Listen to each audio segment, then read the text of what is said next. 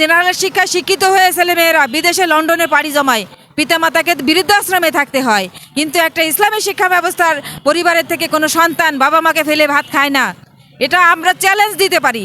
একজন মসজিদের ইমাম, একজন মুয়াজ্জিন, সে কিন্তু তার নিজের পিতামাতাকে নিয়েই খায়, কিন্তু তাদের বেতন সামান্য। আর প্রেস ক্লাবের মতো একটা পাবলিক প্লেস, এই পাবলিক প্লেসে আমরা মহিলারা এখানে কতটা অনিরাপদ। আমরা পর্দার সাথে বাড়িতে নামাজ কালাম পড়ি, কিন্তু এখানে নামাজের কোনো ব্যবস্থা নাই, বা আমরা একটা শৌচাগার ব্যবহার করব, আমাদের একটু পরিষ্কার পরিচ্ছন্নতার দরকার আছে, এগুলো আমাদের এখানে সুব্যবস্থা নাই। তাহলে বাংলাদেশ এখানে আমাদের দাবি আদায়ের জন্য যে প্রেস ক্লাব তৈরি করেছে, তাহলে আমাদের অন্য অন্য সুযোগ সুবিধা তো এখানে নাই। আসসালামু আলাইকুম, আমি মিনারা খাতুন। আমি এসেছি খুলনা বিভাগের ঝিনাইদহ জেলা থেকে। আমার মাদ্রাসার নাম ধনঞ্জয়পুর স্বতন্ত্র ইবতেদায়ী মাদ্রাসা। আমি আমার মাদ্রাসার প্রধান শিক্ষিকা। আর এই আমাদের এখানে আসা আজ দীর্ঘ 38 দিন আমরা এখানে অতিবাহিত করছি। আমরা একটা ইসলামী শিক্ষা প্রতিষ্ঠানের শিক্ষিকা। বাংলাদেশে ইসলামী শিক্ষা ব্যবস্থার যে এত অবনতি, আমি এখানে এসে তা দেখলাম। আমরা শিক্ষিকা, আমরা পর্দার ভিতরে থাকতে পছন্দ করি। আমরা বাচ্চাদের ইসলামী শিক্ষা দেই।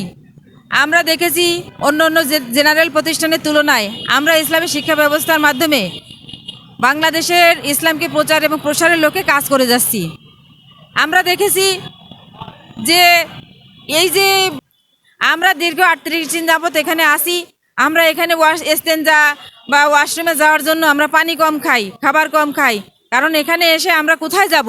আমরা এই যে পাশে একটা হসপিটাল আছে, ওইখানে গেলে আমাদের যাইতে দেয় না। আমাদের এইখানে কোনো জায়গায় আমাদের যাওয়ার সুযোগ নাই। এগুলো তো আসলে অমানবিক।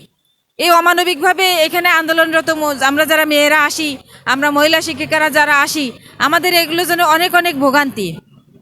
মূল কথা হলো, আমরা শিক্ষক, মানুষ গড়ার কারিগর, আমরা কেন রাজপথে? মাদ্রাসার শিক্ষা ব্যবস্থা অনেক পিছিয়ে আছে।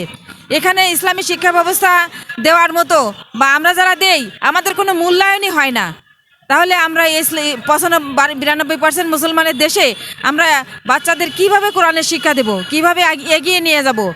আমরা দেখেছি ইসলামী শিক্ষা ব্যবস্থা যে পরিবারে আছে, সেই পরিবারের সন্তানরা কখনো নষ্ট হয় না, মাদকাসক্ত হয় না।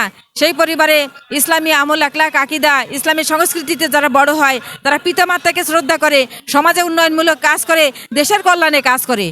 আমরা দেখেছি জেনারেল শিক্ষার ব্যবস্থার দেখেছি, এখানে কিন্তু বেশিরভাগ হচ্ছে পিতামাতার অবাধ্য হয়। আমরা দেখেছি যে